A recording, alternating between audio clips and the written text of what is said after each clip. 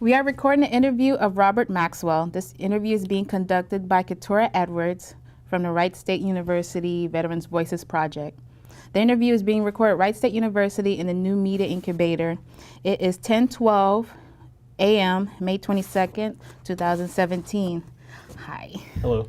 Okay, first question is, where and when were you born? I was born in Minot, North Dakota, back in May 29th, 1991. And who are your parents and what were their occupations? Both my parents were actually Air Force way back in the mid-'80s. They were stationed out in Lake and Heath, where my mother ended up carrying me, and then 3 months before my delivery date, they got orders to Minot, North Dakota. And they were both security forces. That's pretty much it. They were both security forces. They worked out in the missile fields together. Okay, who were your siblings, or if you have any, and did they serve in the military? I am the only one of my siblings that have served in the military. Okay, how many siblings do you have? Okay, I have 1, 2, 3, 4. I have 8 siblings. Okay, what were you doing before you entered the service? I was a line cook over at Wendy's. As soon as I got out of high school, I decided to take a year off to myself, so I ended up just working at Wendy's, just pulling some money together. Took a vacation out to Scotland, and then after that, I decided just to enlist. I wanted to get out of Ohio, just go see the world. In which branch of the military did you serve? I joined the Air Force. It just seemed right. Both my parents constantly pushed the Air Force. I mean, kind of a bias there, but yeah, I eventually ended up doing that. Okay, what happened when you departed for training or boot camp? When I depart for training, let's see, I went to MEPS. My dad dropped me off at MEPS. From MEPS, I got onto a bus, went to an airport, flew down to San Antonio, Texas, and got berated and belittled. It's just a typical basic military experience that I was expecting. Basic military training was actually, I thought it was kind of a fun experience. It was something definitely new to me, thrown into a melting pot of like just everyone from across the country. I met a lot of interesting characters over there that I'm still keeping in touch to this day, like 8 years ago. Like, it's a really fun bonding experience, I'll tell you that. Okay. Do you recall any of your instructors? Yes, I had a team of 3 instructors, and they were quite diverse. We had Staff Sergeant Garcia, really awesome guy, really mean, but that's to be expected. We had Staff Sergeant Sandoval. He was also mean, but I loved him to death. He had the best stories. And then we had, I don't remember the third one.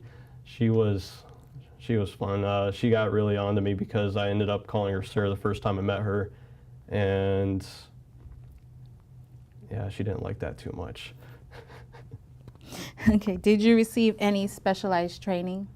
Yes, as soon as I got out of BMT, I was sent to a tech school out in California over at Vandenberg Air Force Base. I was trained to be a munitions custodian. I was maintaining cruise missiles. It was fun stuff. Like being over in Vandenberg, it was an amazing place to be at. It was pretty much a 180 from San Antonio. Like it was just constantly like heat beating down on me, sweating all the time. Then I go to California where it's just nice constant 60 degrees. I loved it. Tech school was awesome though. I met a whole bunch of more people there that I haven't seen before, obviously, all across the country. Like, they were just fun individuals, and we made the most out of it. Just living in the dorm life. We went hit up the ocean every now and then. Fun stuff. Okay. So how did you adapt to military life, like including the physical regimens that they would have? It wasn't too much of a challenge for me. Growing up as a military child, I knew what to expect. I knew how to be courteous to whoever like I was under, you know. And like coming out of high school, I was constantly doing sports, and activities such as that. So having to constantly work on my fitness in the Air Force wasn't much of a change there, but I seem to fit in quite well. I was also Air Force ROTC back in high school, so like customs courtesies, drill, fitness, like testing, it was all just routine to me by then, by the time I was actually going into basic military training. So you did ROTC, you didn't try to go for an officer? No, both my parents wanted me to have the enlisted experience, told me that it would help build a lot of character, which it did. I can't say much for the officer route. I kind of teased at the idea at the end of my enlistment that I would go to college, go to actual ROTC to become an officer and come back and just boss my old coworkers around. But yeah, that didn't end up happening. Okay, so right after tech training, where was your first duty station at? My first and only duty station was Minot Air Force Base, coincidentally enough, where I was born. My parents thought that was the most hilarious thing ever. The thing was, when I was originally joining up in the Air Force, I was looking at job descriptions for my job, and it was saying something along the lines of working with contractors from like NASA, like sending satellites into space via rockets and missiles and whatnot. And I thought that was awesome. Like all throughout my childhood, I was always fascinated with space. So I'm like, yeah, I want to work alongside NASA. It also said I'd be working in Florida, which I thought would have been awesome. So once I was in basic military training, looking at that list of bases I had the ability to go to, all I saw was North Dakota or Louisiana. And nowhere near that did I see Florida. And I'm like, well, I haven't been to Minot for quite a while, so I might as well go back and get in touch with my roots. So, yeah, I hopped aboard a plane and went up to Minot for another 6 years. What were your duties? Are you allowed to talk about your duties over there? Yes, in a nutshell, I was basically just maintaining like a munition system, just ensuring that it can help deliver a payload. Like I would just do basic routine maintenance on it, just replacing and like replacing components in it, just running tests on it, making sure that this cruise missile can fly. And just, that was pretty much the gist of it. But like we did good work up there. Like our mission was critical. We needed those munitions to work. But that was seriously the most part of what we did. It's just, it was a lot of that work to be done. And we did it 24/7 around the clock. We had like 3 split shifts, like running every single day throughout the week. Okay, what kind of friendships or camaraderie did you form while serving, and with whom? One of the best aspects of the military that I will tell you is the camaraderie. Like I made so many friends throughout my military service, and I miss them dearly. I wasn't expecting what I got out of it. Like I guess no one really is when you go into the military. Like you grow up in a town like just making regular friends, and you know. But like I was saying, when you join the military, you pretty much go into like a melting pot. You meet a whole bunch of new people, new faces from different sides of the country, and I ended up becoming friends with all these folks that I've never seen before. They gave me fresh perspectives, and I don't know. We all bonded a lot. Like when you're up in North Dakota, you don't usually go anywhere else. So for those 6 years, I was generally around the same individuals for pretty much the entirety of it, and we all went through our own, low spots in our lives, and our friends, like the family there, they help you get back on your feet. I've been through a rough patch down there, and I owe it to my friend family up there in Minot, North Dakota, that, well, they're pretty much the reason why I'm who I am today. Like they really brought me up to a whole nother level. Okay, how did you stay in contact with family members back at home? Facebook, I suppose. That's kind of the only reason why I kept the Facebook up there. My friends and family could tell you that I deleted it multiple times, but I started getting homesick, and I just miss all my old friends out here in Ohio. So I would once again jump back on Facebook just so I can keep in touch with them. And now, funny enough, here I am in Ohio, only really keeping a Facebook so I can keep in touch with all my friends up in North Dakota. Okay, well, what did you do for recreation while you were off duty? In North Dakota, there's not much to do if you're a homebody such as myself. If you like playing video games, that's pretty much all you're going to be doing up there, because let's face it, you're like on a flat prairie. Like North Dakota is just flat. There's nothing really to do. There's no mountains, no forests or anything, unless you want to go drive for like 2 or 3 hours just to go hiking. So unfortunately, half the people I worked with, they weren't outdoorsmen. So we just spent most of the time just playing video games. But at the end of my enlistment, I was getting tired of that, and I decided to, just get out there and go do stuff. So I started hiking. I would go down to South Dakota and pretty much go backpacking, camping. It was fun stuff. Like, I really enjoyed it. Like, yeah, North Dakota pretty much made an outdoorsman of me. Like, total 180 from who I was when I was going in. Okay, how did you return home after the 6 years?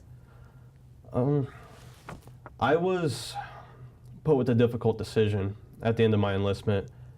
Like I said, I made a lot of really good friends up there in North Dakota, and I found it difficult to leave them. I didn't want to leave them, but on the other hand, I did not want to stay in North Dakota any longer.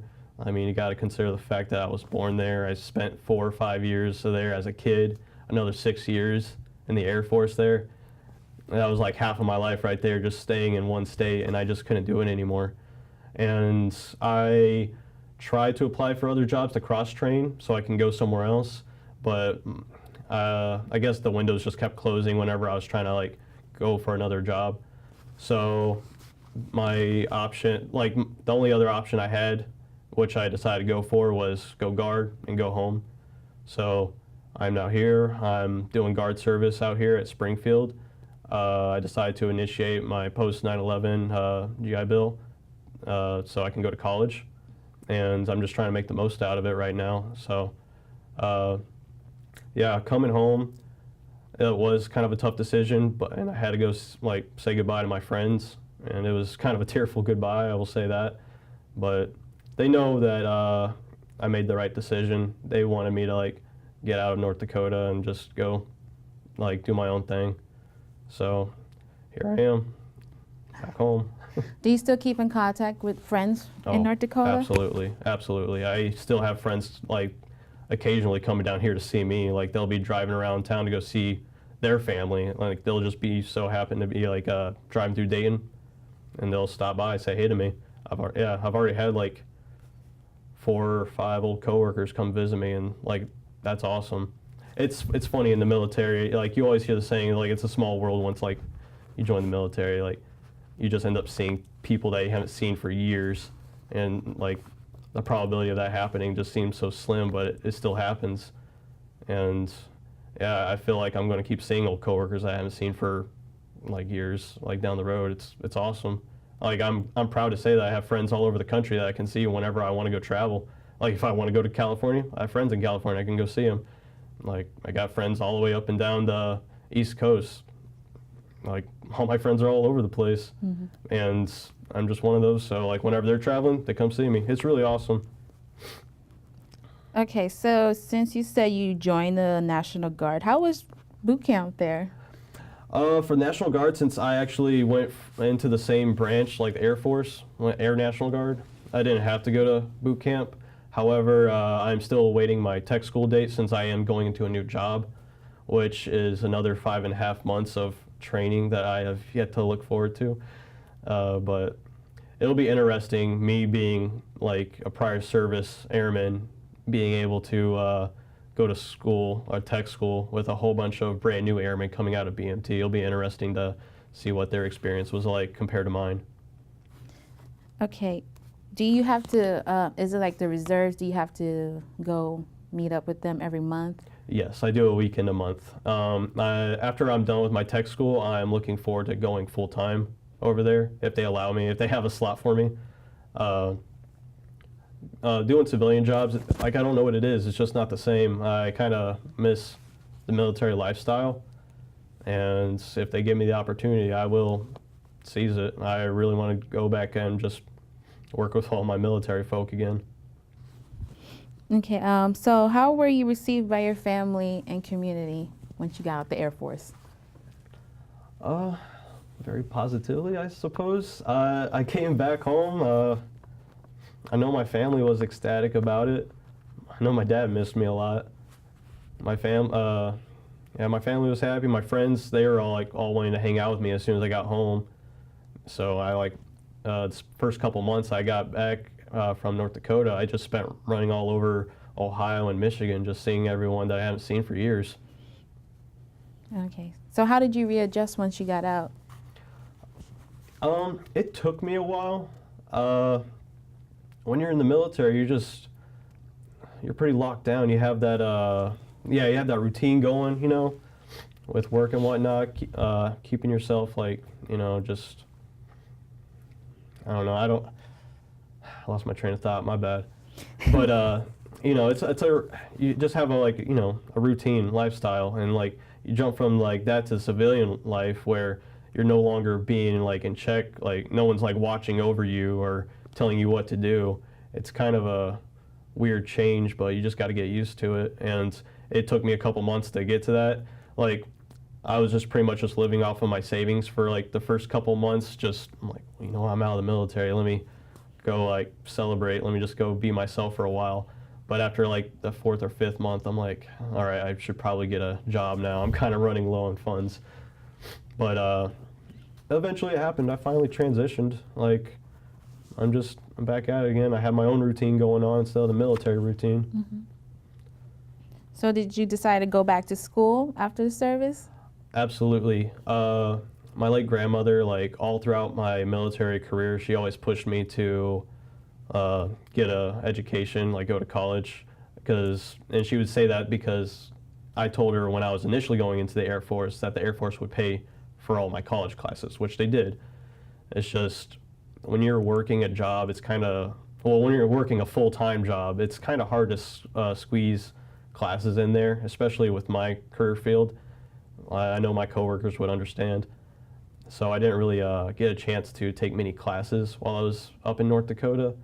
So as soon as I got out, I made it a personal goal to myself just to accomplish that promise I made to my grandmother to go get an education. So it's kind of half the reason why I'm here at Wright State right now.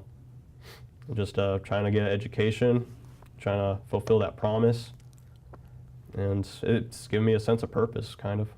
And what are you trying to pursue? Computer engineering. All my life, it's been in front of a computer screen. I kind of just figured computer engineering would have been the best route for me to go. That's what my folks would always tell me, so I decided to go down that path. And so far I'm managing. I'm going to see how far I can go with it. Okay. Are you a member of any veterans organization? Besides the VMC here, I can't say I am. I mean, I hang out with a lot of veterans, but I'm not really part of any organizations outside of Wright State. Okay, what have you done since separating from the military, besides from college? Anything else? I work part-time at a food joint. I hang out with all my veteran buddies. That's seriously all it is. Okay, like I said, the first couple months after I got out of the Air Force, I was just partying constantly. So I kind of got bored after that. So the past couple months after I started going to Wright State and got this job, my life's just been really busy just between school and work. Whatever free time I have, I'll go, have a couple drinks with my buddies or just go hiking or something like that. But I don't really have much free time. But that's pretty much just been my life for the past couple months now, just constantly going nonstop. Okay. Well, I only have a couple of questions left. Okay. So, how did your wartime experience affect your life? My wartime experience, it puts a fresh perspective on you. obviously everyone like lives their life as a civilian, like up until they join the military, and like I didn't really have much of a perspective like on the war or anything like that going on. I after I joined up though, I got like a new set of eyes on the whole situation with like war and whatnot. Like I don't really know where to go from there. My bad. Okay. What are some life lessons you learned in the military? Be there for your friends. I can't stress that enough. I won't like really put a lot of details into it, but I lost one of my coworkers to suicide. That really hit a lot of us hard. And like I said earlier, I had a rough patch with myself, like depression and whatnot, and I can't stress enough, be there for your friends, like be there for your wingman. I wouldn't be here if it weren't for my friends picking me up when they noticed that I was feeling pretty down on my luck. And I found out what happens when people aren't there for someone. It's rough stuff and it's serious stuff, but yeah, I can't stress that enough. That's the biggest lesson I learned. Like, be there for your friends. Can I ask you about this rough patch? Are you okay talking about it? Yeah, I'm perfectly okay talking about it. I was in a relationship with someone. I ended up getting married to this person, and I found out this person was cheating on me. And for the next like month and a half, I went into a depression, and I was only finding like solace out of the like bottom of a bottle. It took my coworkers to realize this. More importantly, my coworker that was my roommate, he saw this. He brought it up the chain of command to his supervisor. They got in touch with me. They're like, Maxwell, are you all right? And it took a lot for me to say that I had ideas of hurting myself, but that was a big step right there, self-identifying. So I took a step forward about it, and I was always worried about it. It's something that you don't think about until it happens to you, like, what are my coworkers going to think of me, or are people going to think less of me? But that wasn't the case at all. Like, my coworkers came to me with open arms. They asked if I was doing all right. They constantly would like tell me that it was all going to be okay. They got me back on my feet. They got me out of my room where I was usually alone with my thoughts. And it took me a while to get back on my feet, but I eventually did. And after I realized how much that meant to me, how much that meant to me that they were helping me out, I kind of made it a personal goal to be there for other people when they're like really facing those kind of situations. And yeah, that kind of like the last nail in that whole coffin was when my coworker ended up taking his own life. That it just hit me really hard, hit a lot of my coworkers hard, and from there on in, like I just wanted to be there for anyone. Like I would constantly ask people if they're all right. Like I kind of just made it my personal job just to look out for my other wingmen. But yeah, it's a rough thing, but like I said, big lesson, be there for your friends. Did they make you go to any classes when it was brought up? When I brought up my whole situation, I administered myself to like therapy, and that did wonders. Like I was just able to talk to someone who was outside the loop to get unbiased feedback. Like it was just nice having someone to vent to, just tell my problems to, and like there was no judgment at all. It was awesome. I wasn't required to stay there for like the amount of time that I did stay there. Like they only wanted me to do a couple sessions that I was like needed to do, but I constantly kept asking to come back and just talk to my therapist, and they had no problems with it. Like the medical section over at that base was pretty phenomenal with that. Okay, so how has your military service impacted your feelings about war and the military in general? You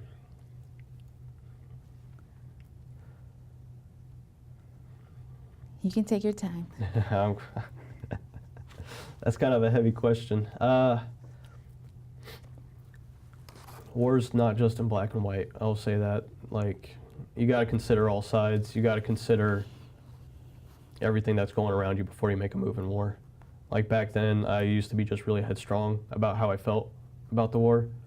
And now that I've been in the military, after I've seen what happens in war, after I've seen how things work on the inside, like there's a lot more than just, you know, I don't know. Yeah, it's just not black and white. Like there's so much more to it, and it just takes all that. It takes a lot of experience to understand that, but and the military's given me that. I'm grateful for it. Mm-hmm. Okay, is there anything you felt like we haven't discussed or should be added to this interview? Yes, my family. There's something I always pride myself in. My father, when I was considering joining the Air Force, he always told me that I bled blue because of our family lineage. Mm-hmm. Like it goes all the way back to like the 1910s with like my great-grandfather. He personally knew the Wright brothers and he worked under them as a contractor. He worked on a project called the Kettering Bug, which you can actually find this at the Air Force Museum out here in Dayton. It is quite literally a bomb with wings and a propeller strapped to it, the first flying bomb. And my great-grandfather was a local photographer, and he raised his son, my grandfather, to be a photographer. My grandfather kind of knew the Wright brothers at the time. He would take photos for them and whatnot. He ended up joining the Army as a photographer, was over there at Battle of the Bulge taking photos of that battle. After he got out of the Army, he was recruited by, well, not recruited, but employed by the Air Force Research and Development Team out here at Wright, Pat, where he ended up actually working with a lot of famous names, John Glenn, Joe Kittinger, Neil Armstrong. All these folks I've actually met, by the way, through my grandfather, which was pretty crazy. While he was working for the Research and Development Team, he actually ended up taking photos and film of the atomic bomb testings out in Nevada, like back in like the 50s. I don't know the specifics of it, and I don't really remember much that my grandfather would tell me since I was only so young. But I remember that. He ended up giving me a picture that he took of like one of the bomb droppings. It was pretty awesome. And so yeah, my grandfather worked along the people testing nukes. Then you have both my parents, security forces. They were out in Minot, North Dakota, like guarding like all the missiles and nukes and whatnot. Then you have me like down the road working at Minot, North Dakota, working on cruise missiles. Like it's just funny. The first flying bomb my great-grandfather worked on. My grandfather worked on nukes. My parents defended the nukes, and now here I was like maintaining like cruise missiles out in Minot, North Dakota. It's pretty wild when I think about it. And now here I am like going to school at a university named after the folks that my great-grandfather worked with. And I think that's pretty wild in itself. Well, is there anything else that from your family lineage? Let me think here. I can talk all day about my grandfather, but I'm not gonna get into that. I will say this though. Yeah, my family's been just tightly woven with like the Air Force history. I've met a lot of famous names. Back at the Wright Brothers Centennial back in 2003, my grandfather took me there, and I met like Buzz Aldrin, Neil Armstrong, John Glenn, like Joe Kittinger. If you don't know who Joe Kittinger is, he's the first person who did the halo jump out of the gondola. Like I met him, I shook hands with him. Like back then I was only a kid, I didn't really realize who I was talking to or who I was around, but now that I'm older, now I'm seeing like who all these people are. I'm like, man, I was such a fool. Like back then, I was just a kid. Like, oh, here's just some old people that my grandpa's friends with. No, I was shaking hands with famous folk. Like, yeah, it blows my mind. But yeah, like I spent my entire life being surrounded by Air Force history, and I'm just proud to say that I've contributed to it. Now I just got to have my future child, like son or daughter, join the Air Force, continue it. Okay, well, this is the last question. All right. What message would you like to leave for future generations and who will view or hear this interview? Find something you're passionate about and chase it. Like, it sounds kind of cliched and cheesy, but I can't stress it enough. Like, just